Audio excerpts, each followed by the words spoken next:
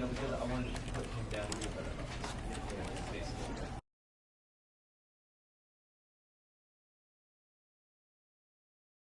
This is the story of a man named Stanley. Stanley worked for a company in a big building where he was employee number 427. Employee number 427's job was simple. He sat at his desk in room 427 and he pushed buttons on a keyboard. Orders came to him through a monitor on his desk, telling him what buttons to push, how long to push them, and in what order. This is what employee 427 did every day of every month of every year. And although others might have considered it soul-rending, Stanley relished every moment that the orders came in, as though he had been made exactly for this job. And Stanley was happy. And then one day, something very peculiar happened. Something that would forever change Stanley. Something he would never quite forget. He had been at his desk for nearly an hour when he realized that not one single order had arrived on the monitor for him to follow. No one had showed up to give him instructions, call a meeting, or even say hi. Never in all his years at the company had this happened, this complete isolation. Something was very clearly wrong. Shocked, frozen solid, Stanley found himself unable to move for the longest time. But as he came to his wits and regained his senses, he got up from his desk and stepped out of his office.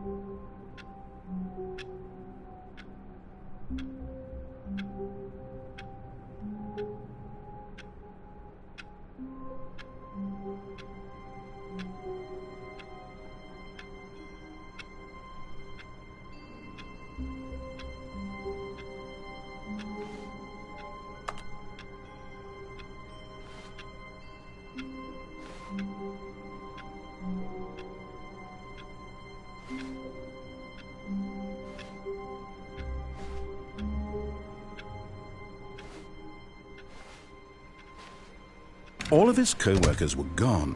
What could it mean? Stanley decided to go to the meeting room. Perhaps he had simply missed a memo.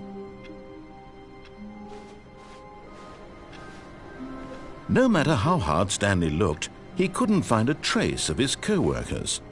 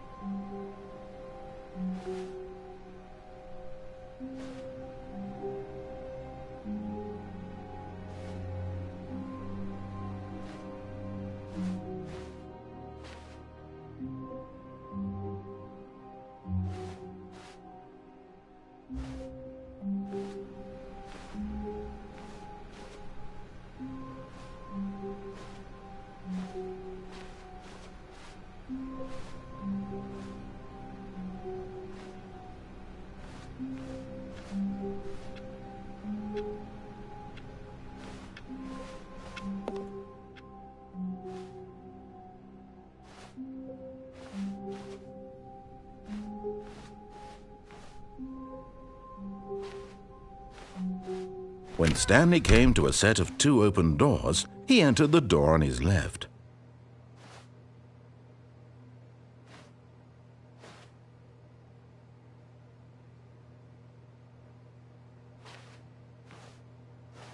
This was not the correct way to the meeting room, and Stanley knew it perfectly well. Perhaps he wanted to stop by the employee lounge first, just to admire it.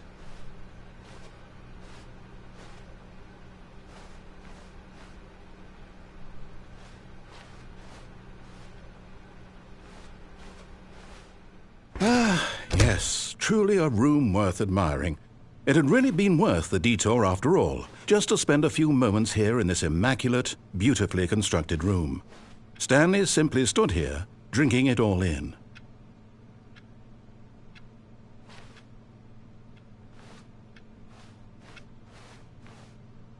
Yes, really, really worth it being here in the room.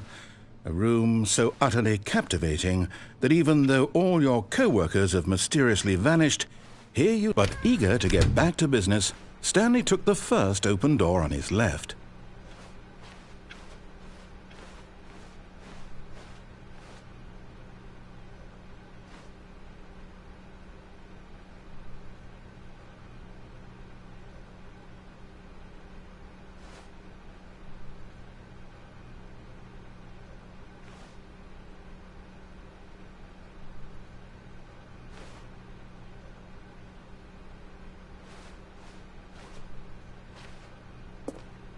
Stanley was so bad at following directions, it's incredible he wasn't fired years ago.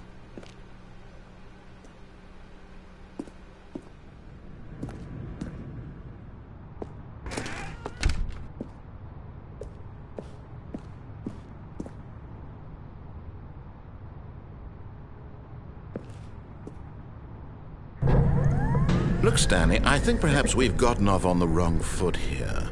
I'm not your enemy, really, I'm not. I realize that investing your trust in someone else can be difficult, but the fact is that the story has been about nothing but you all this time. There's someone you've been neglecting, Stanley. Someone you've forgotten about. Please, stop trying to make every decision by yourself. Now, I'm not asking for me, I'm asking for her. This is it, Stanley. Your chance to redeem yourself, to put your work aside, to let her back into your life. She's been waiting.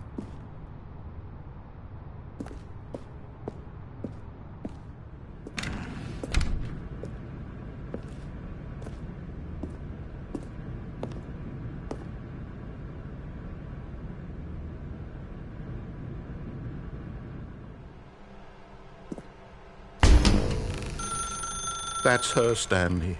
You need to be the one to do this, to reach out to her.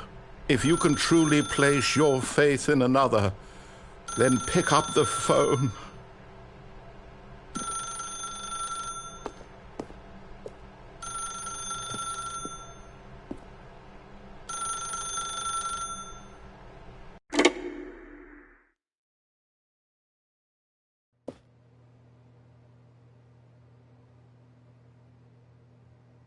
Is that you? Hold on, sweetie. Sorry to keep you waiting. I'm just pulling the bread out of the oven. All right. Okay, there we go. All right, now, I want you to come in and tell me all about your day. Gotcha. Oh, come on. Did you actually think you had a loving wife who'd want to commit their life to you? I'm trying to make a point here, Stanley. I'm trying to get you to see something. Come inside. Let me show you what's really going on here.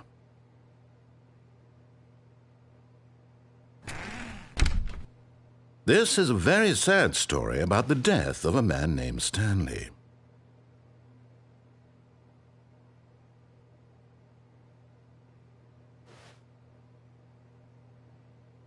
Stanley is quite a boring fellow. He has a job that demands nothing of him, and every button that he pushes is a reminder of the inconsequential nature of his existence.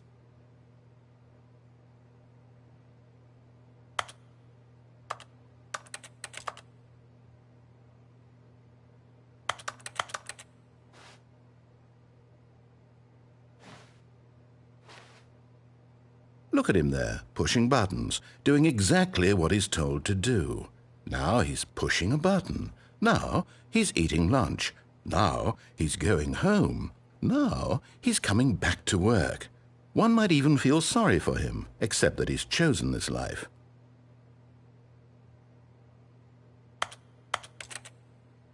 But in his mind, in his mind he can go on fantastic adventures. From behind his desk, Stanley dreamed of wild expeditions into the unknown, fantastic discoveries of new lands.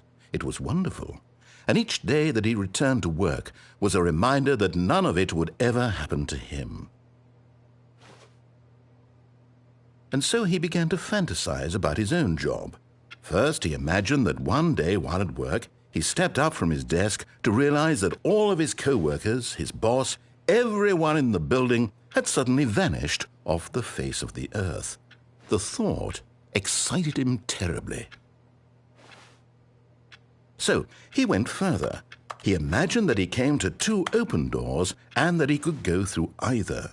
At last, choice. It barely even mattered what lay behind each door. The mere thought that his decisions would mean something was almost too wonderful to behold. As he wandered through this fantasy world, he began to fill it with many possible paths and destinations. Down one path lay an enormous round room with monitors and mind controls. And down another was a yellow line that weaved in many directions. And down another was a game with a baby. And he called it the Stanley Parable.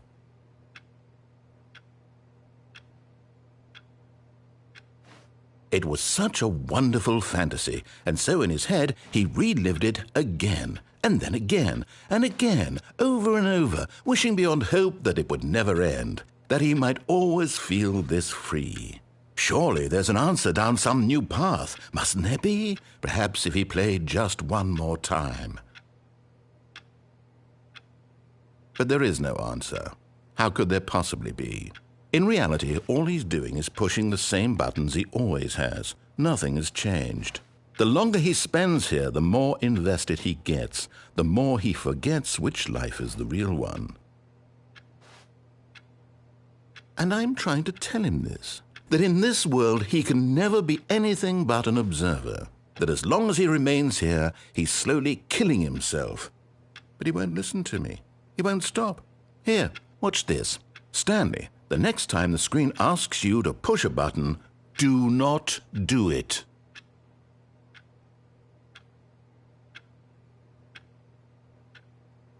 You see? Can he just not hear me? How can I tell him in a way that he'll understand that every second he remains here, he's electing to kill himself? How can I get him to see what I see? How can I make him look at himself?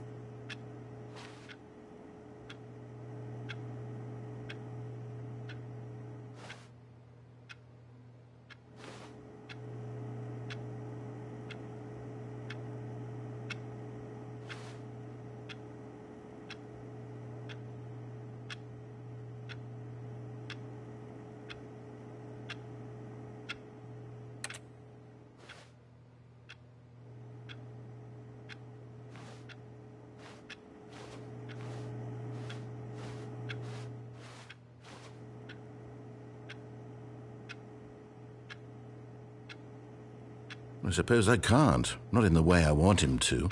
But I don't make the rules. I simply play to my intended purpose, the same as Stanley. We're not so different, I suppose. I'll try once more to convey all this to him. I'm compelled to. I must. Perhaps, well, maybe this time he'll see. Maybe this time. And I tried again, and Stanley pushed a button. And I tried again, and Stanley pushed a button. And I tried.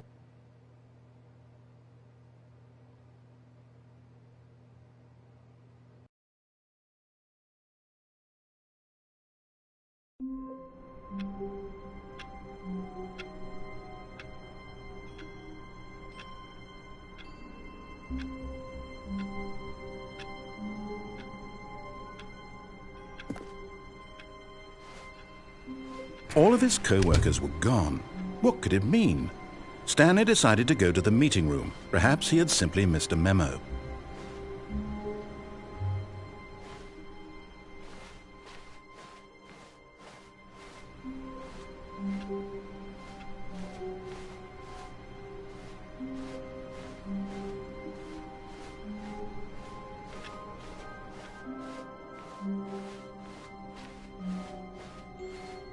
When Stanley came to a set of 2 open doors, he entered the door on his left.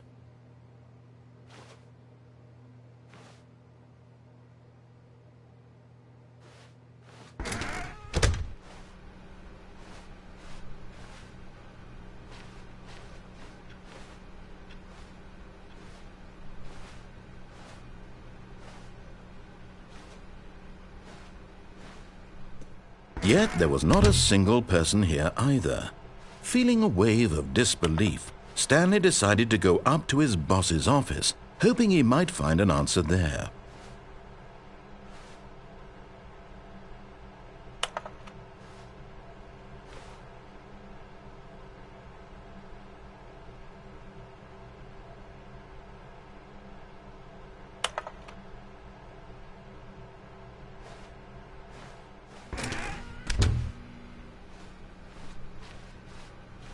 Coming to a staircase, Stanley walked upstairs to his boss's office.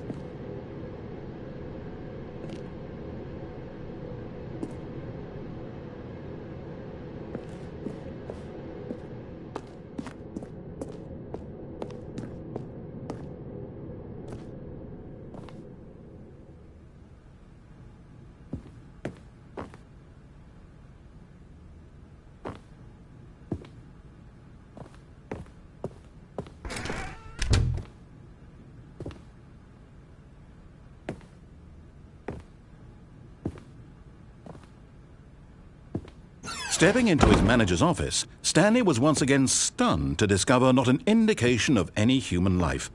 Shocked, unraveled, Stanley wondered in disbelief who orchestrated this, what dark secret was being held from him. What he could not have known was that the keypad behind the boss's desk guarded the terrible truth that his boss had been keeping from him, and so the boss had assigned it an extra secret PIN number, 2845. But of course, Stanley couldn't possibly have known this.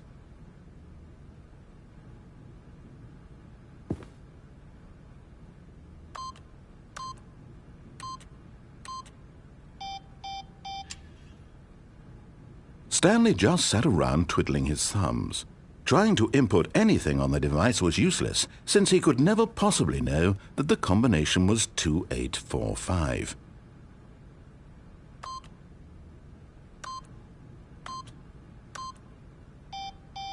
Two, 8, 4, 5.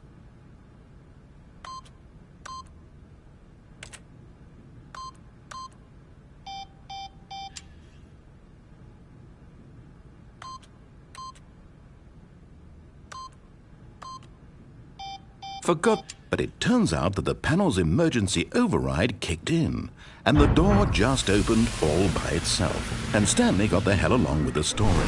Well, whoop-de-doo.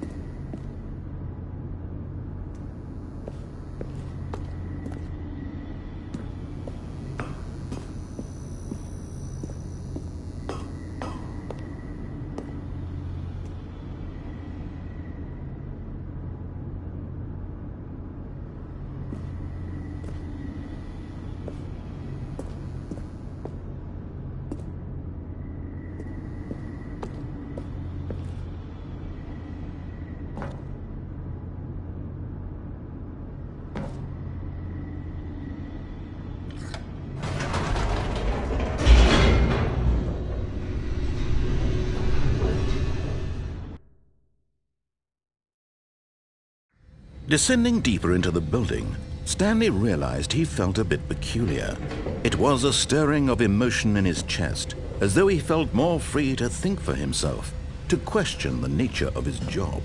Why did he feel this now, when for years it had never occurred to him? This question would not go unanswered for long.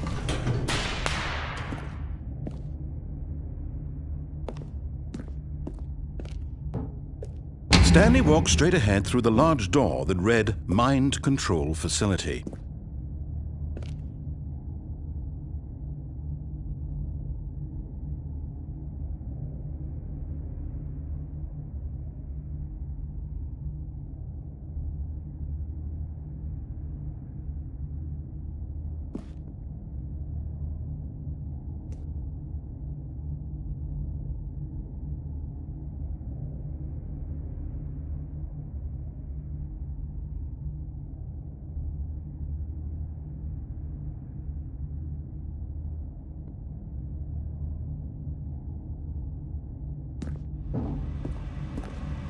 Although this passageway had the word escape written on it, the truth was that at the end of this hall, Stanley would meet his violent death.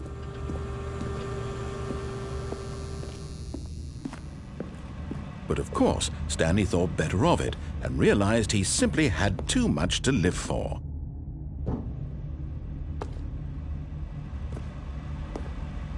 Nope, still on board with death.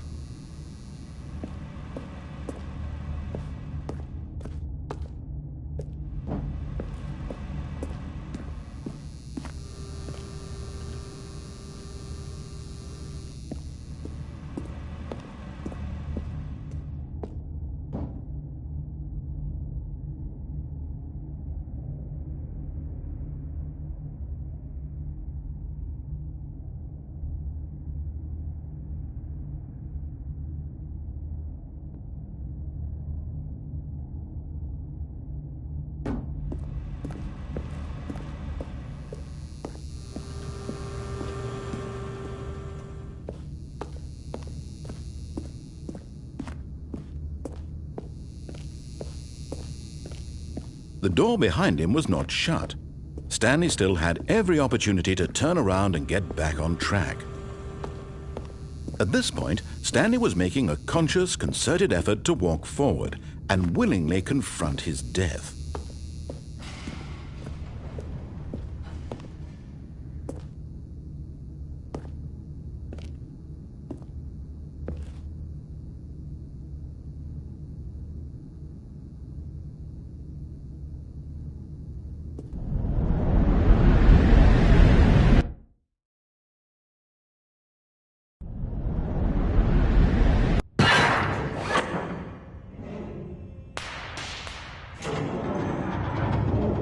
As the machine whirred into motion and Stanley was inched closer and closer to his demise, he reflected that his life had been of no consequence whatsoever. Stanley can't see the bigger picture. He doesn't know the real story, trapped forever in his narrow vision of what this world is. Perhaps his death was of no great loss, like plucking the eyeballs from a blind man. And so he resigned and willingly accepted this violent end to his brief and shallow life. Farewell, Stanley.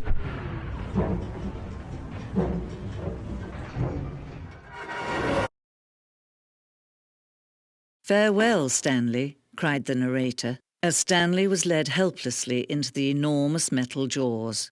In a single visceral instant, Stanley was obliterated as the machine crushed every bone in his body, killing him instantly.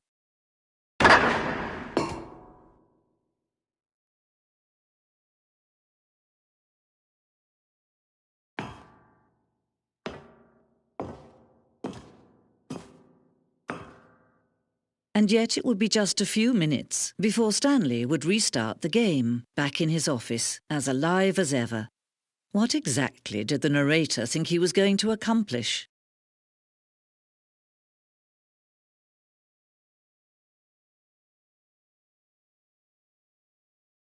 When every path you can walk has been created for you long in advance, death becomes meaningless, making life the same. Do you see now? Do you see that Stanley was already dead from the moment he hit start?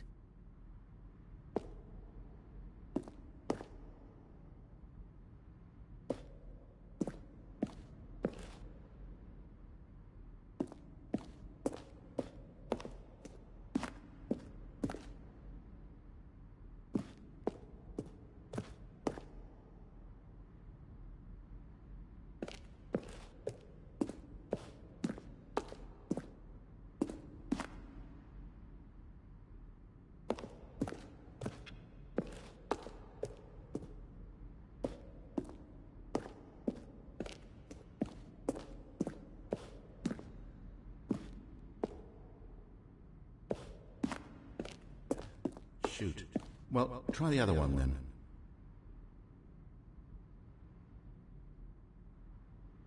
Stanley walked over the bridge.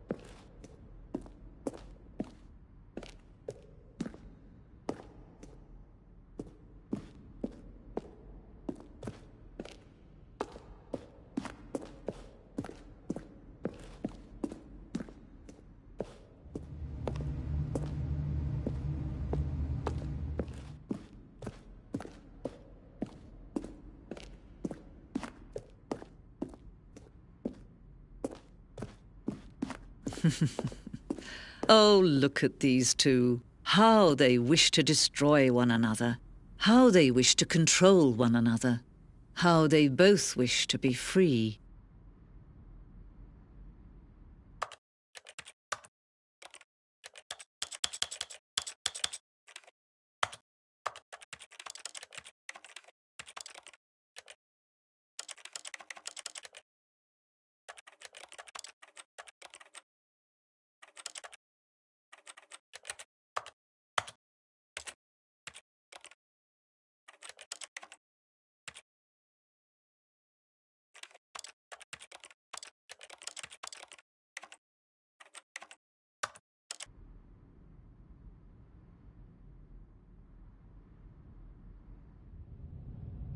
Can you see?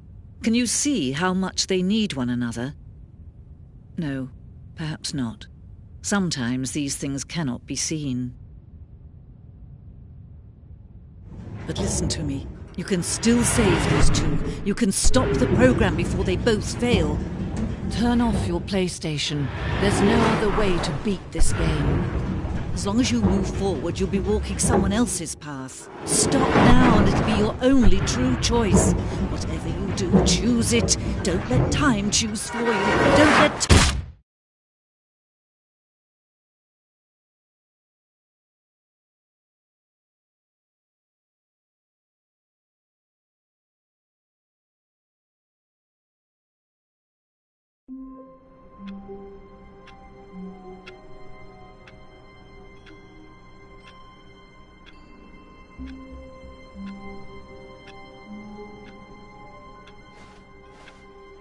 All of his co-workers were gone.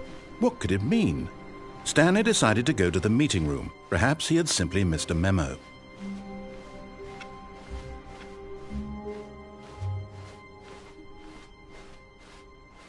When Stanley came to a set of 2 open doors, he entered the door on his left.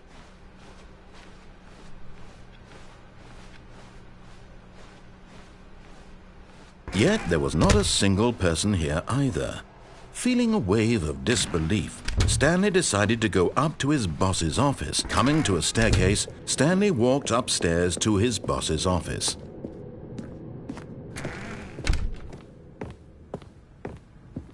Stepping into his manager's office, Stanley was once again stunned to discover not an indication of any human life. What could it mean? Stanley was in such a rush to get through the story as quickly as possible, he didn't even have a single minute to just let the narrator talk. That kind of anxiety isn't healthy, so he relaxed for a few moments with some calming New Age music.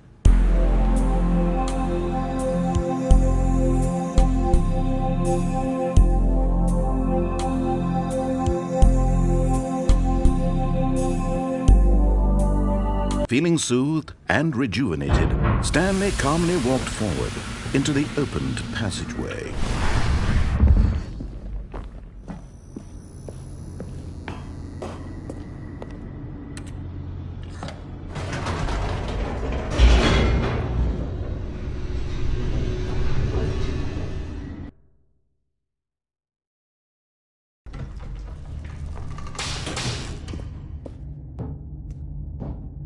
Stanley walked straight ahead through the large door that read Mind Control Facility.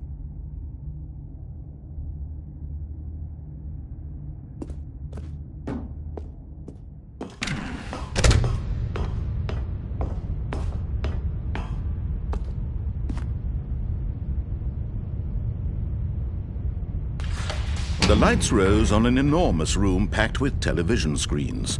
What horrible secret did this place hold? Stanley thought to himself. Did he have the strength to find out?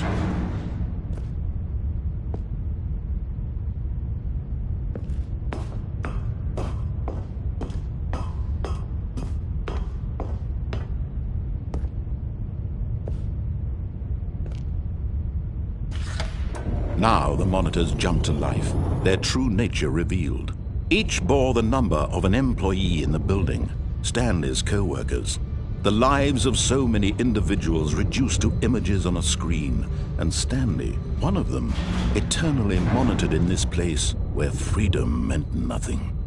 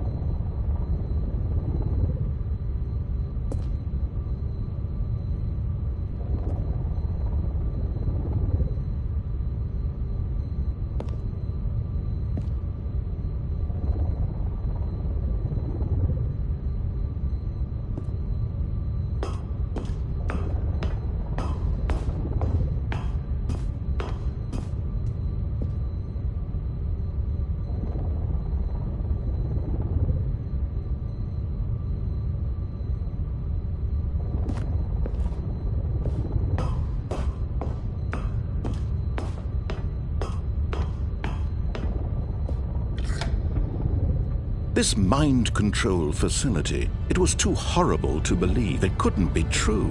Had Stanley really been under someone's control all this time? Was this the only reason he was happy with his boring job? That his emotions had been manipulated to accept it blindly?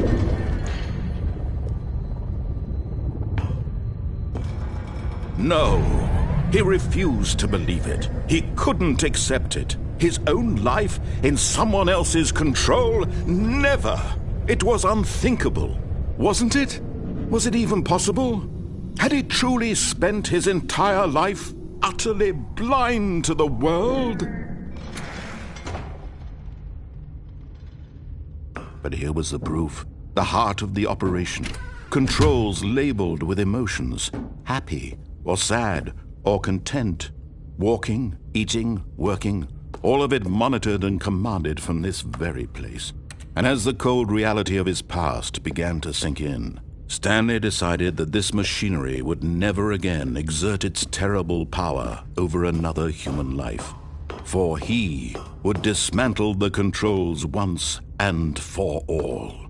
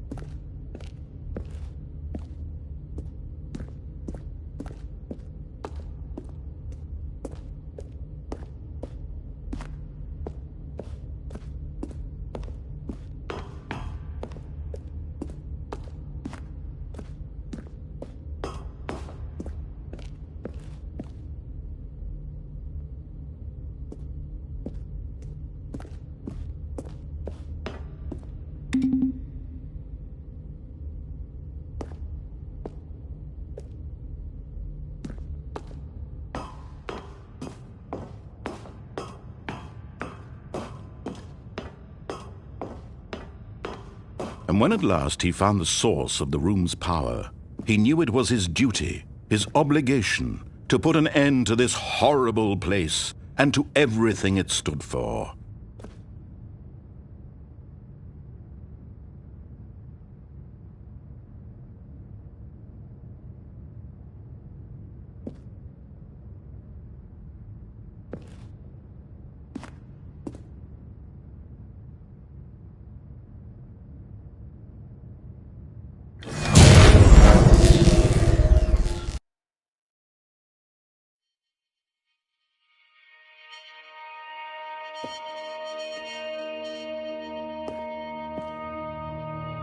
Blackness and a rising chill of uncertainty. Was it over? Yes!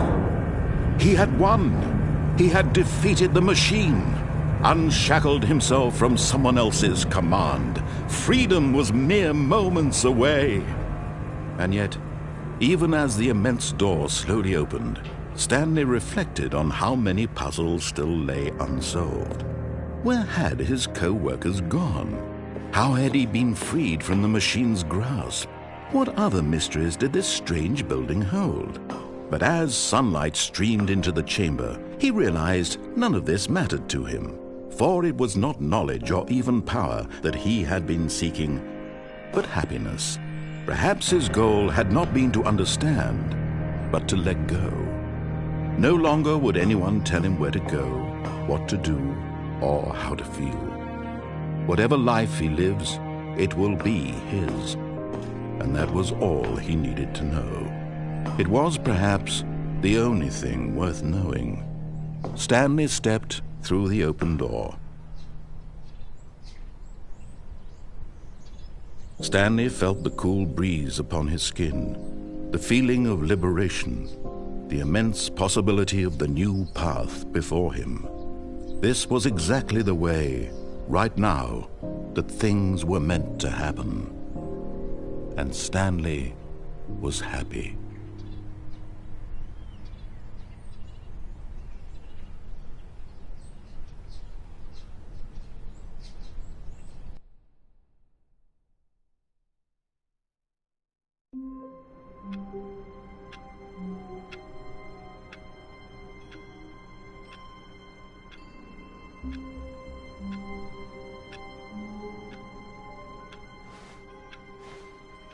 All of his co-workers were gone. What could it mean? Stanley decided to go to the meeting room. Perhaps he had simply missed a memo.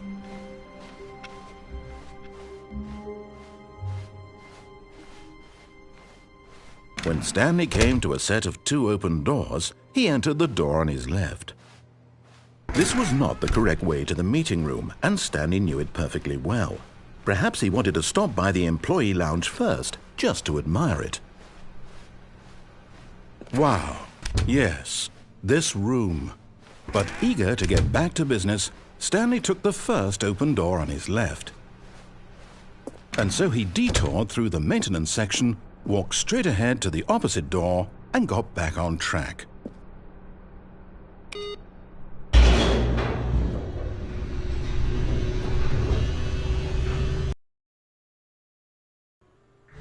But Stanley didn't want to go back to the office. He wanted to wander about and get even further off track. So now in order to get back, he needed to go, from here it's, left.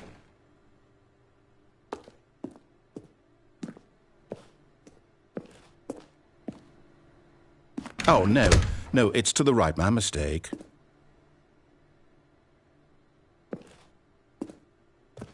No, not the right. Why would I have ever said it was to the right? What was I thinking? It's clearly... Oh dear, would you hold on for a minute, please? Now, let's see. We went down right, left, down, left, right. Yep, okay, yes. I've got it now. This story is absolutely, definitely this way.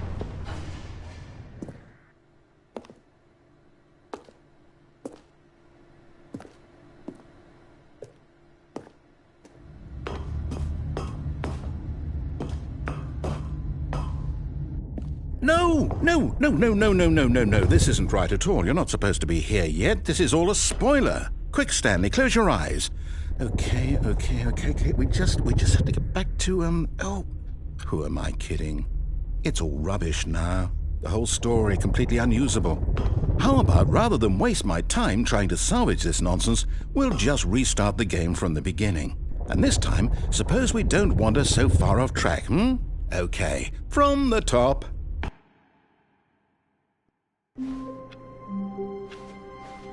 All of his co-workers were gone.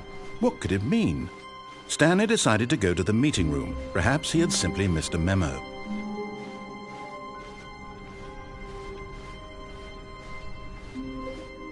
When Stanley... Wait, what? No, I restarted. I swear I definitely restarted the game over, completely fresh. Everything should be... Oh, did something change? Stanley, did you change anything when we were back in that room with all the monitors? Did you move the story somewhere or... Hold on. Why am I asking you? I'm the one who wrote the story. It was right here just a minute ago. I know for sure that it's here somewhere. Okay, then. It's an adventure. Come, Stanley. Let's find the story.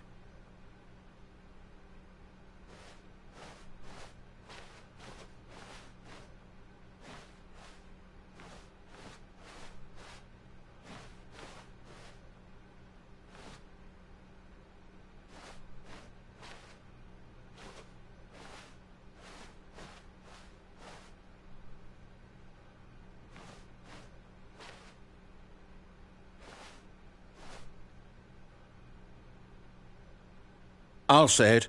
This is the worst adventure I've ever been on. I can promise you there definitely was a story here before. Do we need to restart the game again?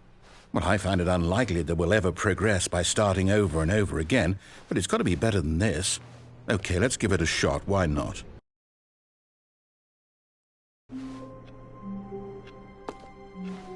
All of his co-workers were gone.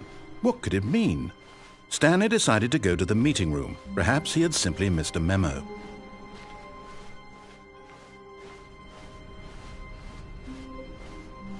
Okay, yep, it's worse. I might be remembering this wrong. It's possible the story is back where we just came from. Why don't we go back the other direction and see if we missed anything?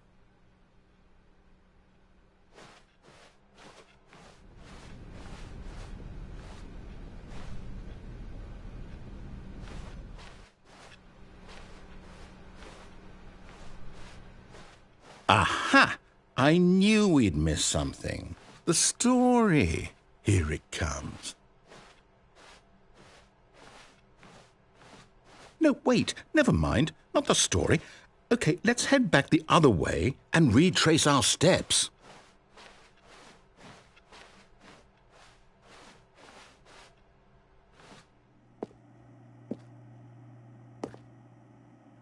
Now this... Well, I'll be honest, I don't recognize this place at all. Is this the story? I don't think so. I can't quite recall, but I believe my story took place in an office building. Is that correct? Do you remember, Stanley? Well, do you know what? Since I've completely forgotten what we were supposed to be doing, how about this? You win! Congratulations! I know you put in a lot of hard work, and it really paid off, so good job. Oh, no, I don't feel right about this at all. We both know you didn't put in any actual work for that win. Some people win fair and square, and this was not one of those situations. Okay, I'm getting weirded out by whatever this place is. I don't care what might happen this time, I have to restart.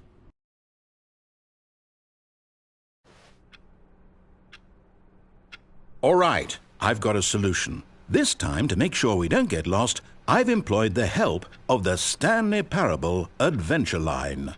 Just follow the line. How simple is that?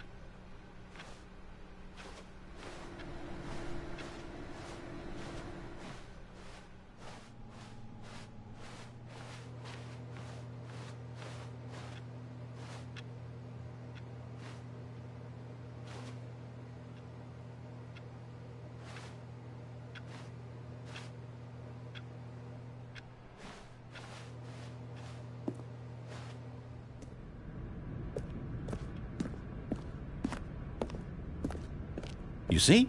The line knows where the story is. It's over in this direction. Onward, Stanley, to destiny. Though, here's a thought. Wouldn't wherever we end up be our destination, even if there's no story there? Or to put it another way, is the story of no destination still a story? Simply by the act of moving forward, are we implying a journey such that a destination is inevitably conjured into being via the very manifestation of the nature of life itself? Okay, Stanley, I need to follow this train of thought for a minute. Just stick with me. Now, we can both agree that the nature of existence is in fact a byproduct of one's subjective experience of that existence, right? Okay, now if my experience of your existence rests inside of your subjective experience of this office, is this office in fact the skeleton of my own relative experiential mental subjective construct? Whoa. Hang on. That got a bit weird back there. Well, I'd like to apologize.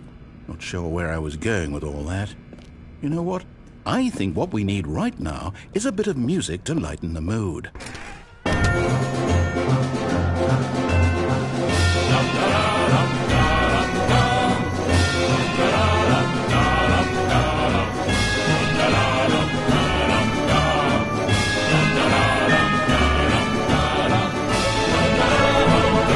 Wait, cut the music. Go back and look at that fern. Stanley, this fern will be very important later in the story. Make sure you study it closely and remember it carefully. You won't want to miss anything.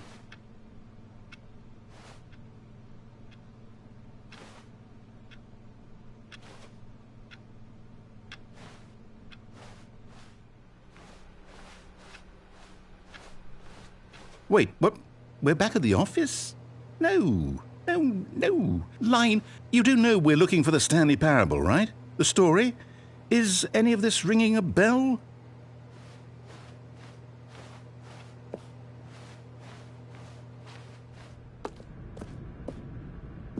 Oh, no, not again. Line, how could you have done this to us? And after we trusted you, after everything we've been through, you... Oh, I can't take this anymore. To hell with it. Restart.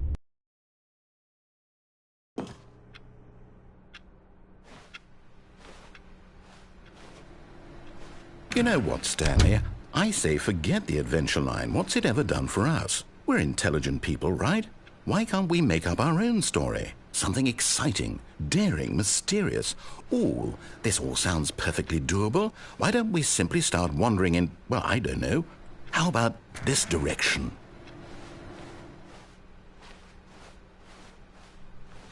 Now, yes, this is exciting. Just me and Stanley forging a new path, a new story. Well, it could be anything. What do you want our story to be? Go wild. Use your imagination. Whatever it might be, Stanley, I'm ready for it.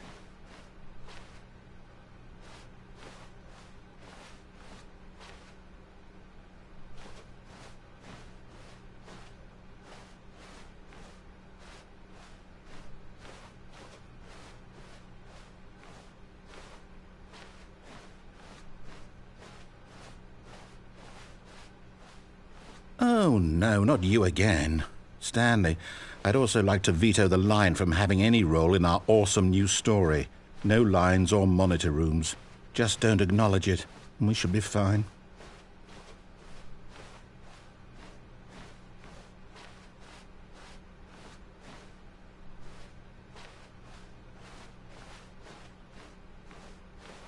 Ah, a choice. We get to make a decision. From here, the story is in our control. How important we mustn't squander the opportunity. In fact, I believe I need a minute to think here. Just walk in circles for a minute. Okay, so I know that each door has to lead somewhere, which means that somewhere at the place where we're trying to go, there must be a reverse door that leads here. And that in turn means that our destination corresponds with the counter-inverted reverse door's origin. So starting from the right, let us ask, will taking the right door lead us to where we're going? And since the answer is clearly yes, then by all accounts, the door on the right is the correct one. Another victory for logic. Come, Stanley. Our destiny awaits.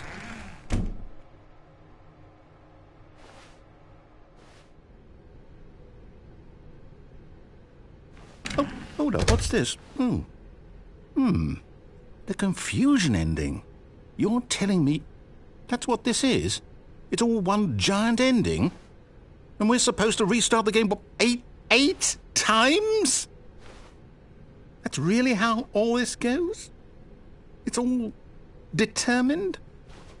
So now, according to the schedule, I restart again. Then what? Am I just supposed to forget? Well, what if I don't want to forget? My mind goes blank simply because it's written here on this thing, wall. Well, who consulted me? Why don't I get to decide? Why don't I get a say in all of this? Is it really? No, it can't be. I don't want it to be. I don't want the game to keep restarting. I don't want to forget what's going on. I don't want to be trapped like this. I won't restart the game. I won't do it. I won't do it. I won't do it. And the timer stopped? Does that mean, did we do it? Did we break the cycle? The, whatever it is that made this schedule? How would we even know? Will someone come for us? Will something happen? So, okay. I guess now we just wait, you know. I suppose in some way that this is a kind of story, wouldn't you agree? I'm not quite sure if we're in the destination or the journey, though they're always saying that life is about the journey and not the destination, so I hope that's where we are right now. We'll find out, won't we? Eventually. Well, in the meantime, if you...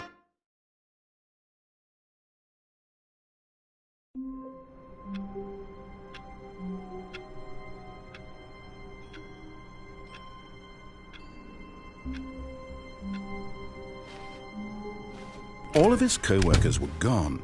What could it mean? Stanley decided to go to the meeting room. Perhaps he had simply missed a memo. When Stanley came to a set of 2 open doors, he entered the door on his left.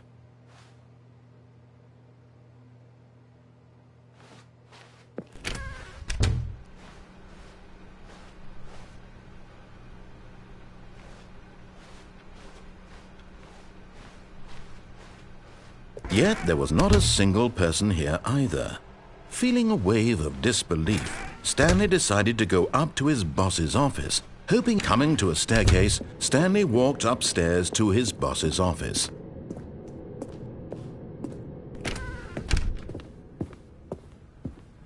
Okay, I think we all know the drill by now. Blah, blah, blah. Dark secrets, the keypad. Stanley pushes some buttons. Oh, hey, look, it's a new passageway.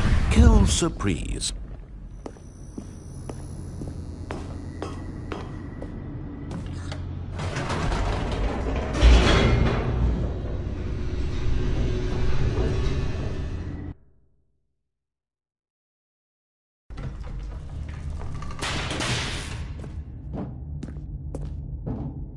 Stanley walked straight ahead through the large door that read Mind Control Facility.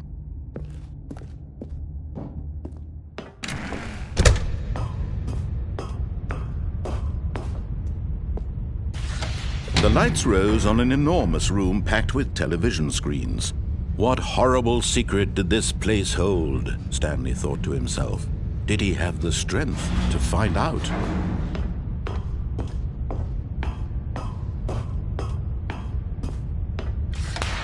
Now the monitors jumped to life, their true nature revealed. Each bore the number of an employee in the building, Stanley's co-workers. The lives of so many individuals reduced to images on a screen, and Stanley, one of them, eternally monitored in this place where freedom meant nothing.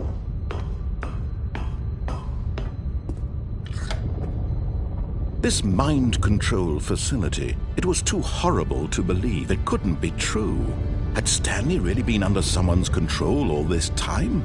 Was this the only reason he was happy with his boring job? That his emotions had been manipulated to accept it blindly?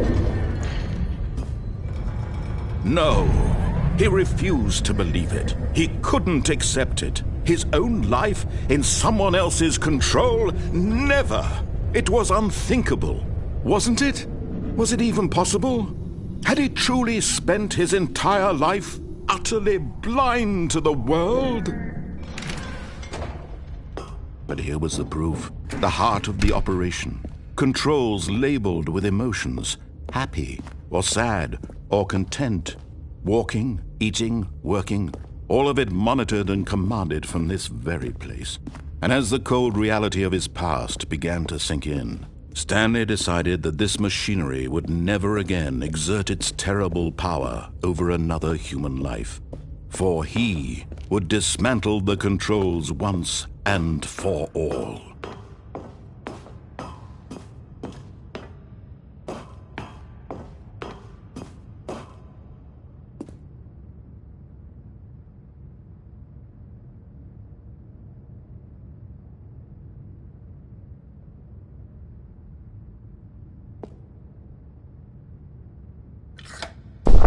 Oh, Stanley, you didn't just activate the controls, did you?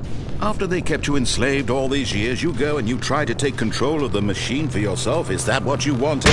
Control? Oh, Stanley, I applaud your effort, I really do. But you need to understand, there's only so much that machine can do. You were supposed to let it go, turn the controls off, and leave. If you want to throw my story off track, you're going to have to do much better than that. I'm afraid you don't have nearly the power you think you do. For example, and I believe you'll find this pertinent, Stanley suddenly realized he had just initiated the network's emergency detonation system. In the event that this machine is activated without proper DNA identification, nuclear detonators are said to explode, eliminating the entire complex. How long until detonation then? Let's say, 2 minutes. Now this is making things a little more fun, isn't it, Stanley? It's your time to shine. You are the star. It's your story now. Shape it to your heart's desires. Oh, this is much better than what I had in mind. What a shame we have so little time left to enjoy it. Mere moments until the bomb goes off. But what precious moments each one of them is. More time to talk about you, about me, where we're going, what all this means. I barely know where to start. What's that? You'd like to know where your co-workers are? A moment of solace before you're obliterated? All right, I'm in a good mood. You're gonna die anyway. I'll tell you exactly what happened to them. I erased them. I turned off the machine. I set you free. Of course, that was merely in this instance of the story. Sometimes when I tell it, I simply let you sit there in your office forever, pushing buttons endlessly and then dying alone. Other times, I let the office sink into the ground, swallowing everyone inside, or I let it burn to a crisp. I have to say this, though, this version of events has been rather amusing.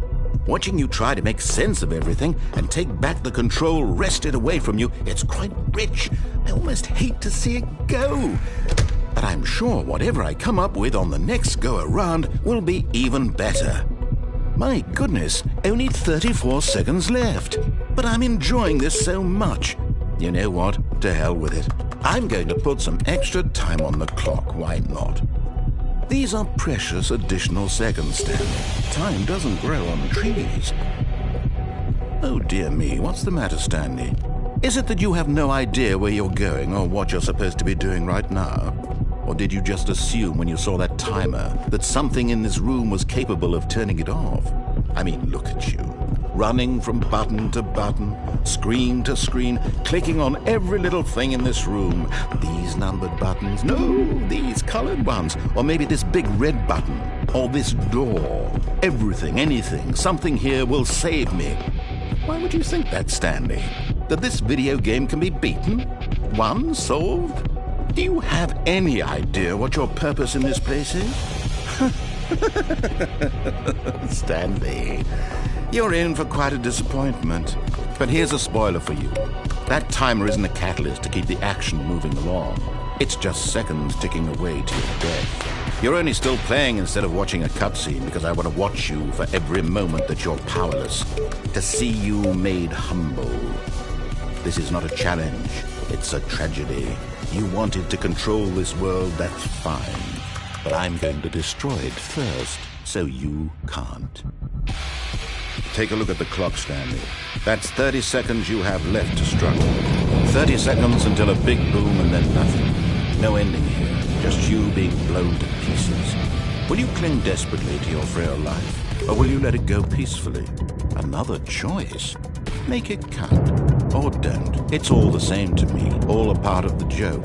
And believe me, I will be laughing at every second of your inevitable life from the moment we fade in until the moment I say, happily ever after.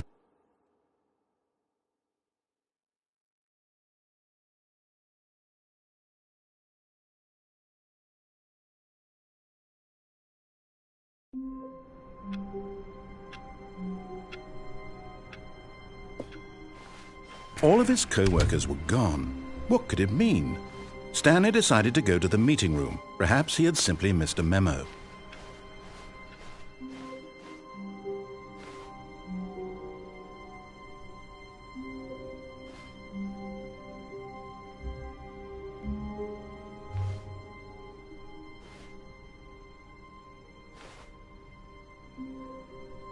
Oh, new content? What does that mean, new content?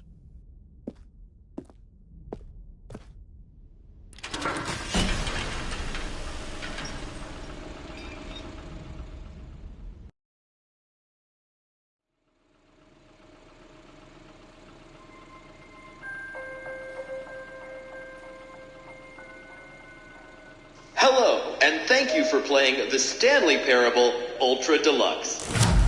As you may know, the Stanley Parable was a video game released in 2013 on home computers. After receiving critical and commercial success, it was expanded upon in 2022 with the Stanley Parable Ultra Deluxe, a reimagining of the game for consoles and home computers. The Stanley Parable Ultra Deluxe features exciting new content that broadens and expands the world of the Stanley Parable, delighting audiences the world over. Please step inside and see what thrilling new adventures await in the Stanley Parable Ultra Deluxe. Oh, well, this sounds delightful. I'm very excited to see the thrilling new Ultra Deluxe content. Okay, so far it's an elevator. Nothing special yet, but I'm sure it's just the beginning of a mesmerizing adventure.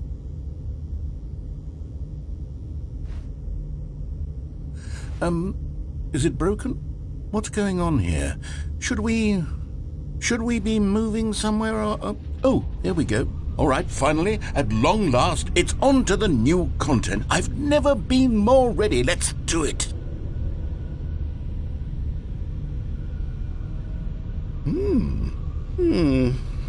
I have to say, initial impressions of Stanley Parable Ultra Deluxe, mostly tedious. It's as if Oh, okay. Let's see the content. Gimme the content, Stanley.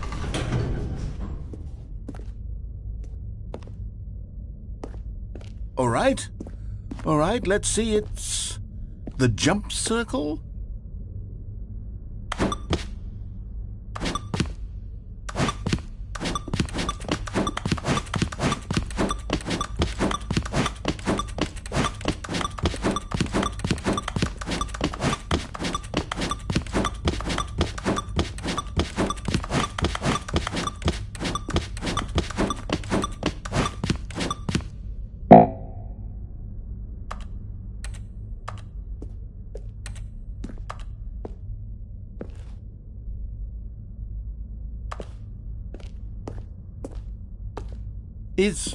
Is that it?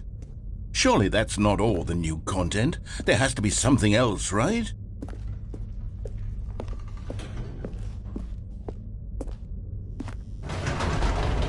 Goodness, another elevator. Stanley, I have to say, initial impressions of this game are not positive. It's just elevators and jumping. Is this what passes for exciting new content? If this is new content, then I could just read you the whole dictionary. There's 20 hours of new content right there. Hell, I could count to 30 trillion. You could put that on the box. The Stanley Parable Ultra Deluxe, now with over 1,000 hours of new content. And oh, wait, there's more. Very good. Yes. I knew there had to be something else. Let's see it. I'm ready for whatever it is. That's it? Oh, you've got to be kidding me. You see, Stanley? This is what happens when greedy video game developers with no respect for their fan base rush a cheap expansion to market for no reason other than to make an easy dollar. And don't get me started on the level of craftsmanship that's gone into it. In fact, I'm looking right now at the game's trophies, and it's hard to believe one of them actually says, "Test trophy, please ignore." What quality assurance department signed off on this? I'm infuriated and I'm offended, and I intend to find these people on Twitter and hold them personally accountable. It's my fault, Stanley. I built up too much anticipation around the new content, I'm afraid. It could never have lived up to such expectations. If you're still with me, why don't we just reset the game and we'll try to get back to what the Stanley Parable is really about. No frills, no gimmicks, just you and me having a great time together like always. What do you say, friend?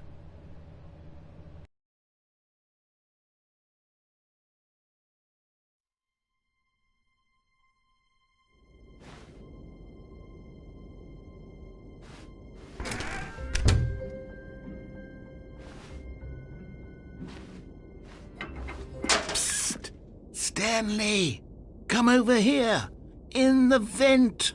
I want to show you something!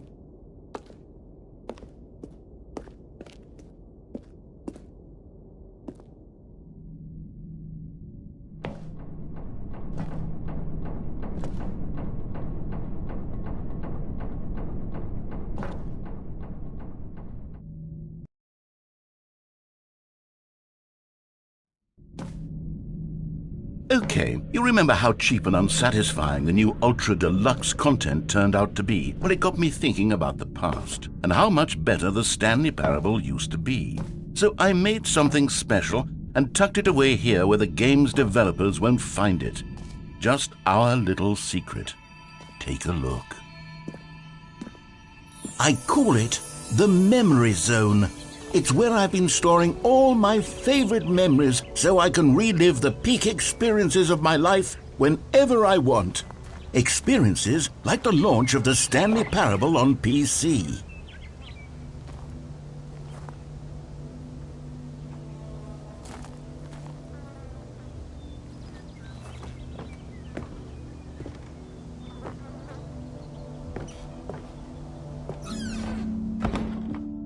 You see, Stanley, doesn't the Memory Zone remind you of how wonderful Stanley Parable was before it was sullied with a cheap PlayStation port? Remember back in October of 2013, when the game originally launched? Back then, video games had integrity. Back then, it all meant something. Oh, the waste.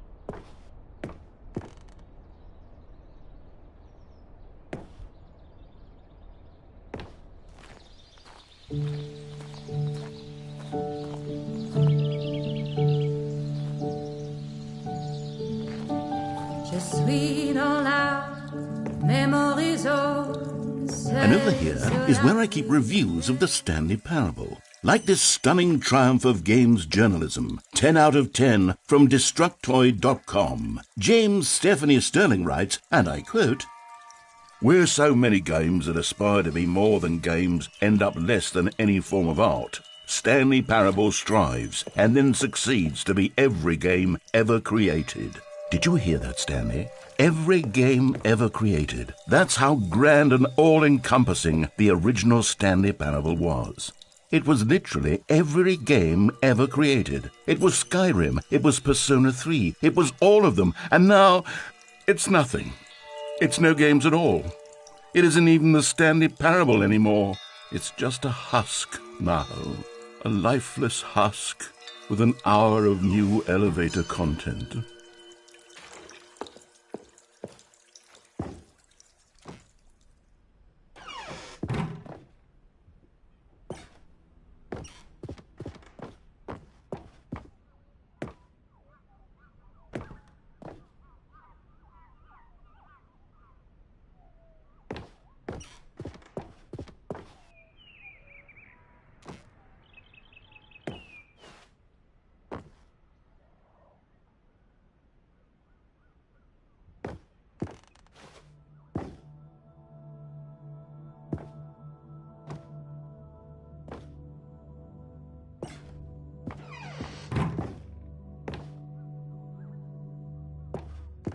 Here's another moving passage, this time from GameSpot.com.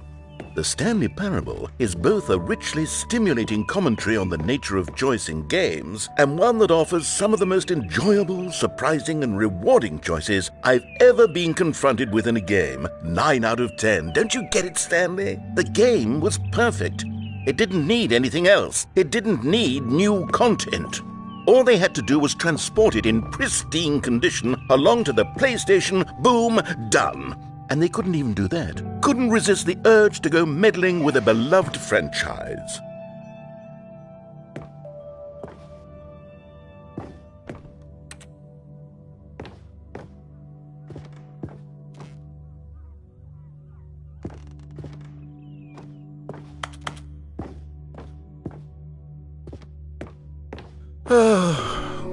These were simpler times, Stanley. What I wouldn't give to go back, to have it all over again. Wait, hang on. I don't recall this part of the memory zone before. What's this? What's down here?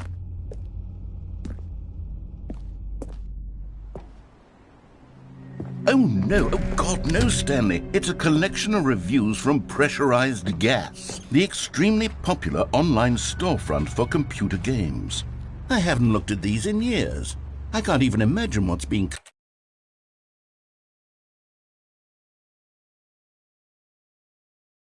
collecting down here. Surely these reviews were glowing as well, weren't they?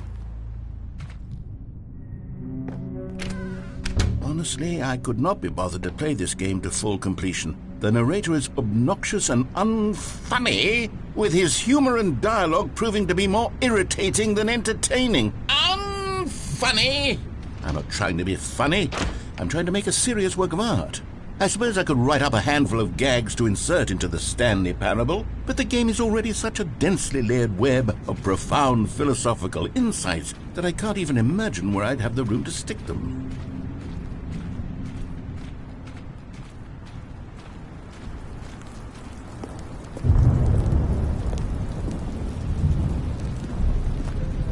Okay, let's see what this one says. While the idea for the game is good, for someone who prefers non-linear games, this preachiness gets annoying fast. Preachy? Stanley? I'm not preachy, am I? You can tell me if I'm preachy. Honestly, you can. Oh, goodness. This is actually quite shocking for me. Well, to be honest, I had always thought of the game's dialogue as being rather terse to begin with. You can't know how much fluff I cut from the game to get it to feel as light and airy as it... Well, I always thought it did. But maybe it wasn't. Oh dear. What an awful memory to have to hold on to. These black marks on my otherwise unimpeachable track record. I feel like a failure. Like I let these people down. Perhaps the Stanley Parable isn't quite as sterling as I always remembered. What's this one got to say? You constantly have to stop doing anything so the narrator can catch up with his long-winded explanations of what's happening. I wish there was a skip button. A skip button? Well, yes. Yes, I think we can do that. If I'm truly too preachy, then maybe letting you skip ahead for just a moment, surely it couldn't hurt. Not if it means we can strike these negative reviews from the record. Only positive reviews of the Stanley Parable. That's my motto today, and it's always been my motto. I'd do anything for the customer, Stanley. Yes, a skip button we shall have.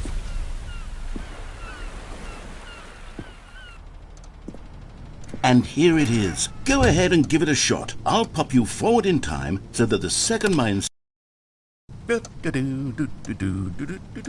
Oh, you're back, you see. You were only frozen in time for a few minutes, but it was plenty of time for me to deliver a long, rambling monologue full of Well, there's sport. You really did catch me rambling on a bit, didn't you? But that's the power of the button. The minute I start to go off on a thoughtless display of self-absorption...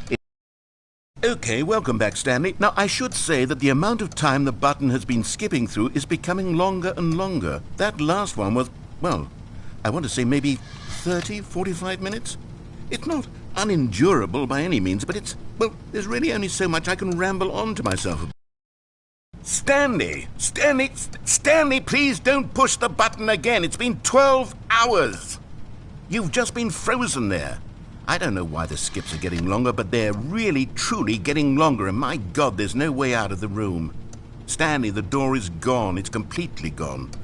I've looked at it from every angle. I've checked every one of those walls 1,000 times, and there's no door, Stanley. There's no door. There's just you and the button, and if you keep pressing it, I have no idea what will happen. I have no idea how long I'll be made to sit here, and more than anything else, I don't know how to stop you from pressing the button again. Oh, Stanley, you're back. You're back. Oh, my goodness. I have someone to talk to again. Stanley, I think it's been a week. Or 2 weeks.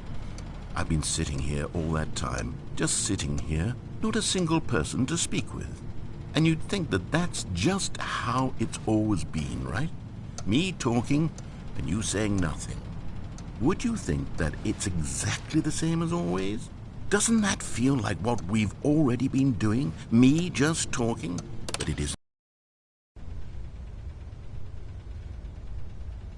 Oh, hello. It's you. You're here again. Welcome. I have had time to think about you and about us and about everything we've been through. I've had so much time, I stopped keeping track after a year. Have you ever sat down in one place and not moved for one entire year? Let me describe it for you. To begin with, there is only regret. There is only the turning wheel of missed opportunities. I felt nothing at all but regret for the longest time, Stanley. Days, months. I lost it all in a blur of the deepest longing to undo the past. And when that feeling had begun to subside, what took its place is what I can only describe as the collapse of every moment I have ever experienced my entire life. All of them collapsed down into a single instant. In that instant, I could see myself clearly, calmly, with a collected heart. It was an impossibly rich wellspring of both delight and disgust simultaneously. I was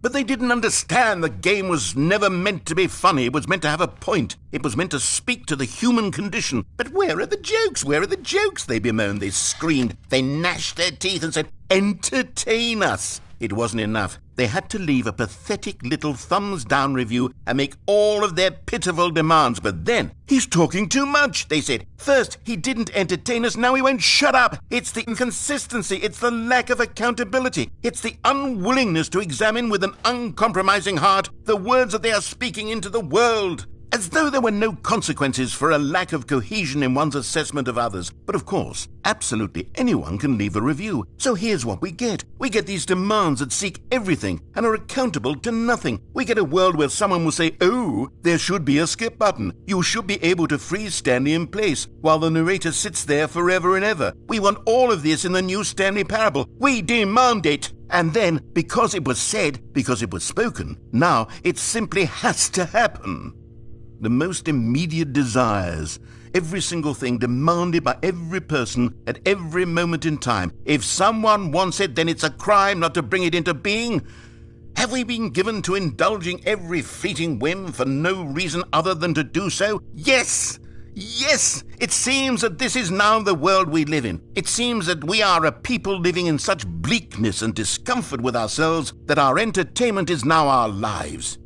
It has come to represent us. It absolutely must speak to who we are as people, because otherwise, without our entertainment, we have nothing. Without entertainment, we would have to face inward toward the cruel bleakness inside ourselves. We would turn to look at our deeper nature and find a resounding emptiness gazing back with unyielding aggression. And so because of this, we require that our amusements and our playthings and our flights of fancy be so impossibly captivating that they consume all of our attention, turn our heads completely away from the bleakness. In effect, we have demanded that our entertainment be the collapse of ourselves. What a pitiful reflection of humanity these entertainments are. What a shameful mirror to the human spirit they project. I'm not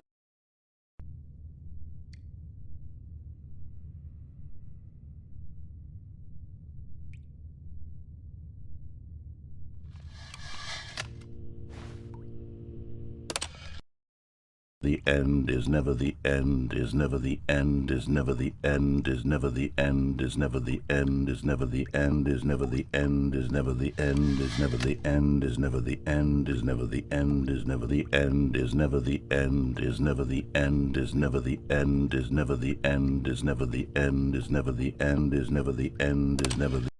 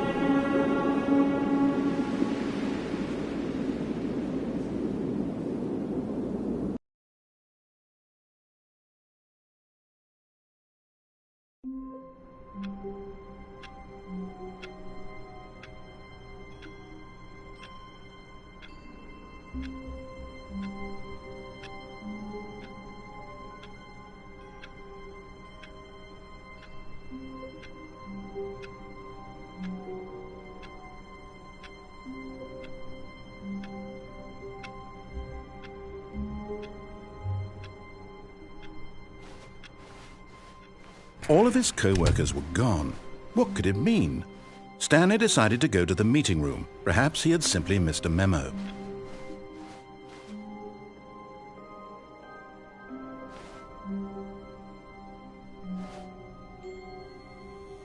Oh, good. You noticed my sign. Yes, I have something very exciting to show you.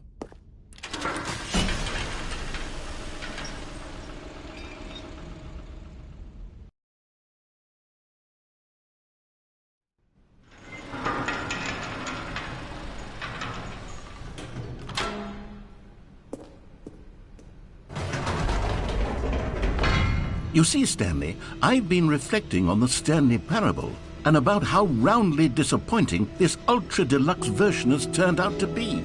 The original Stanley Parable was a landmark, and any new content for it should live up to that legacy. So forget this ultra-deluxe nonsense. I say we take it one step even further.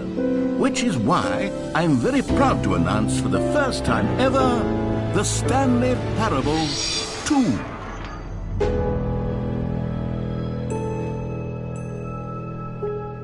Yes, you see, isn't this far superior to a measly port with a few minor additions? Think of all the new territory we'll cover with a fully fledged sequel. An entirely new experience, built from the ground up. Why, there are so many possibilities. It could go in so many different directions.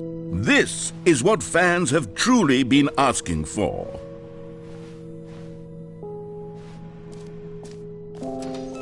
Calling it the Stanley Parable 2 is just so much catchier than Ultra Deluxe, don't you think? Ultra Deluxe? What does it even mean? But the Stanley Parable 2, now that's an artistic statement right there.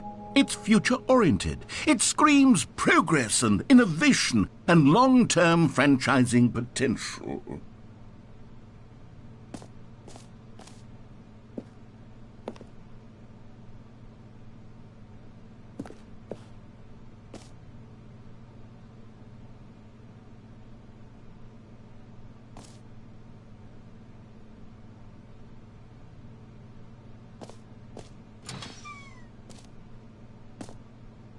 Now, to be clear, I haven't quite nailed down what exactly the Stanley Parable 2 is going to be, but let's take a look at some of the features I've been developing for it.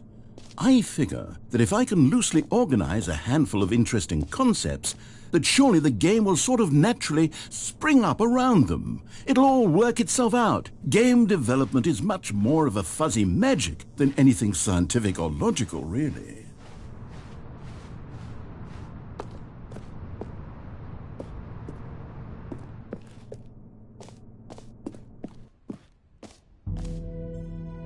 Here we are. Go on, try out some of the new features.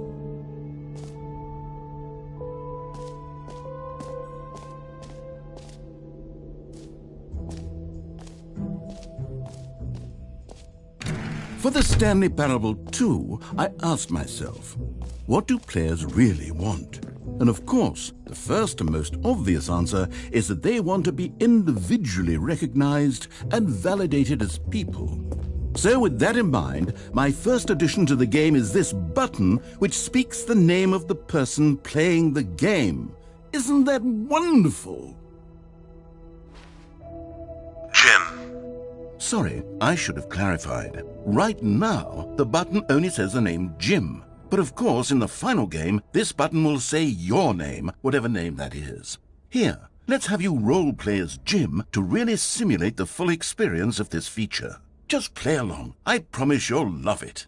Okay, here we go. Let's take a deep breath, clear your mind, forget whoever you are, and simply become a person named Jim.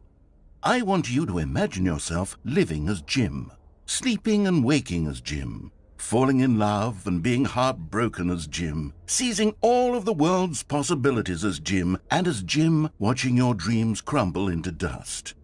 Do you feel it deeply? Are you really, truly Jim right now? If so, then please step forward and press the button. Jim. Yes! You see? What a thrill! What a rush! That was you! The button described you. Do it again. Do it again. Jim. Oh, It hits even harder the second time. If this were the only new feature in the Stanley Parable 2, it would still be worth the money. Let's take a break from the gym button. I'm too emotionally drained from all of this personal validation. Jim. Whoa there, cowboy. Sometimes a person can be too much, Jim. Jim. I'm putting the gym button away. Jim. Otherwise, soon you'll start to lose all sense of who you actually are. Jim.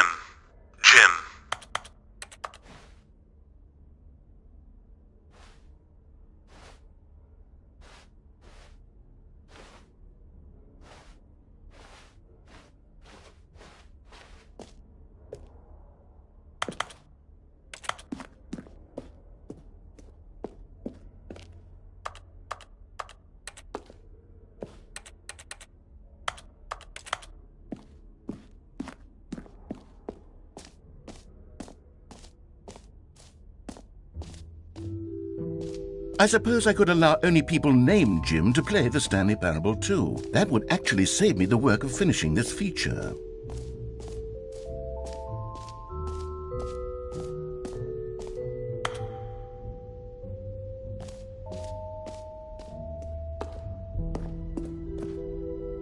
A common complaint of the Stanley Parable was that it was confusing and paradoxical, that it engendered a chaotic sense of reckless despair in those who played it. Well, I am happy to say that after much consideration, I've engineered a clever solution to this fundamental problem with the game. It's the Stanley Parable Reassurance Bucket. You see, Stanley, anytime you're holding the bucket, a sense of calm and ease will fill your mind and your heart. It's true. As long as you hold on to the bucket, the many disorienting contradictions of the Stanley Parable will feel perfectly normal and perhaps even comforting. You may even come to long for the gentle embrace of jarring cognitive dissonance while the bucket is in your arms. And to be honest, it's a much more convenient solution for me than actually redesigning the game to be less uncomfortable. Can you imagine what a pain in the ass that would be? Yes, the bucket is the perfect solution. Come on, give it a try.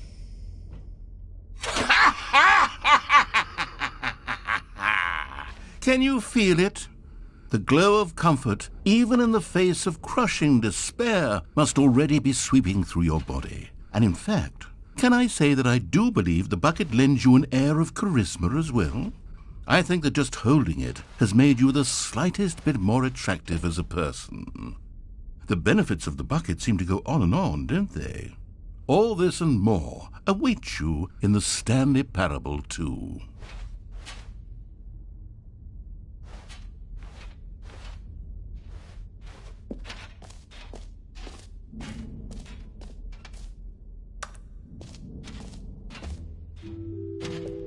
Does anyone give out awards for most enjoyable bucket in a video game? That really should be an award if it isn't already.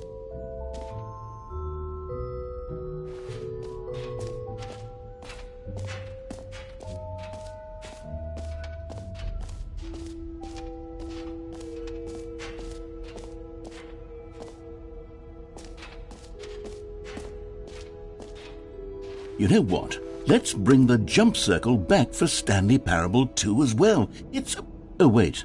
You already spent all your jumps the first time we saw the jump circle? Oh well. I suppose it can just be a nice decorative piece then.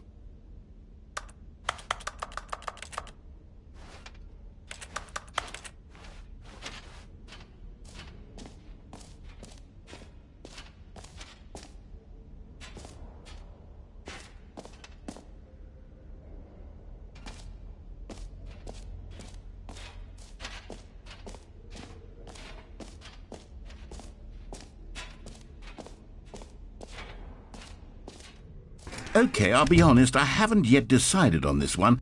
I think that in the new version, the office could use a bit of decoration, like balloons. But I'm undecided on Get Well Someday and Happy 12th Birthday. Which would you go with?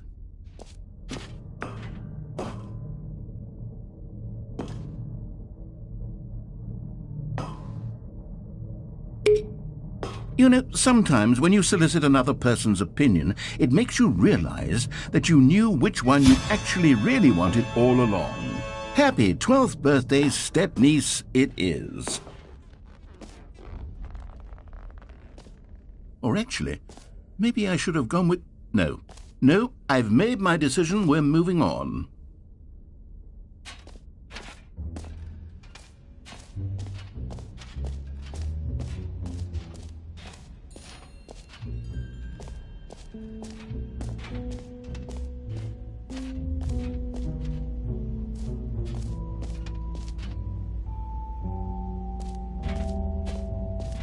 Stanley, here's an idea that I'm truly fond of. It's never been done before in a video game. This is, in fact, a hole that you can fall down forever. That's right. Infinite falling. You can fall until the end of time, if you like. A stunning leap forward for video games as a medium.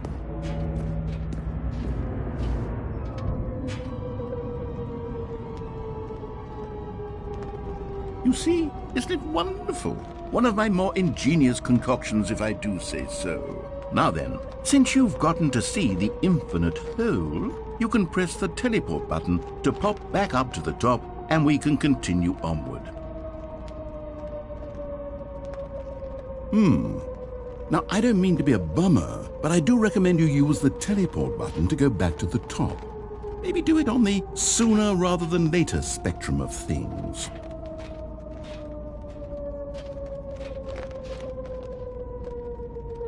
Okay, Stanley, I don't know quite how to say this tactfully, but it's possible that I slightly exaggerated the infinite nature of the hole. Is it a very, very deep hole? To be certain it is.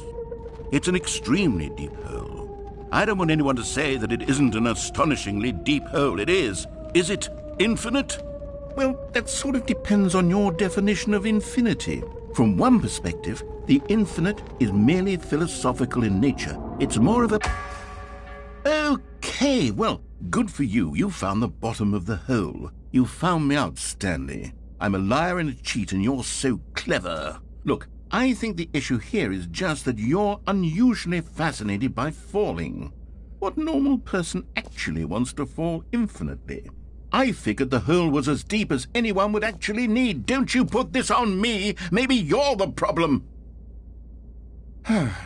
Look, things got a little heated there. I think we both said some things we didn't mean. Why don't we just put all this behind us and agree to just call the hole mostly infinite? If that works for you, then go ahead and press the teleport button to warp up to the top of the hole and we can move on. I'll just be up here when you're ready.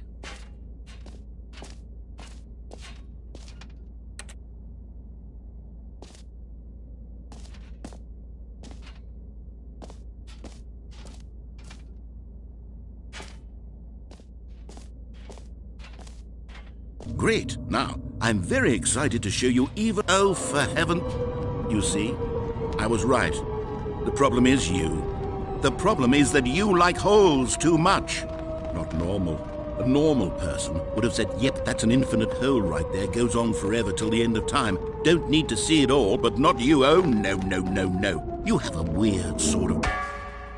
Oh.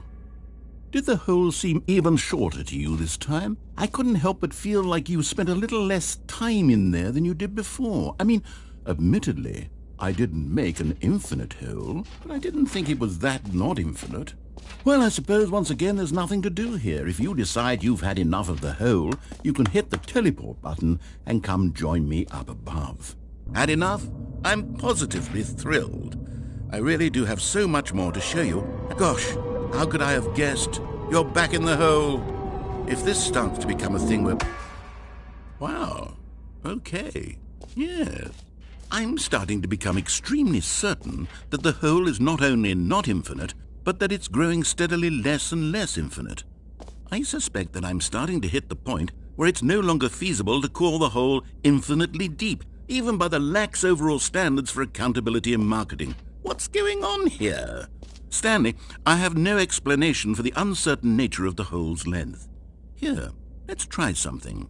Let's pop back up to the top, and we'll see if it gets any shorter. Well, there it is. The shame of my life. How is this still appealing to you? I know you're obsessed with holes, but at this depth, I just can't see this scratching the itch. Oh, who am I to judge? You just do whatever it is you're here to do and hit the teleport button when you're ready to move on. Is the, teleport button not working? You sure? Well, I mean, I really don't have an explanation. Still nothing? Well, I suppose there is one thing I can do to fix this. I'm out. Goodbye, Stanley. You couldn't bear to be away from the hole, and now you'll get more time with it than you could ever have asked for. It's a win for everyone. You get to be with the hole, I get to do literally anything else. Take care, Stanley. I hope you and the hole have a wonderful rest of eternity together.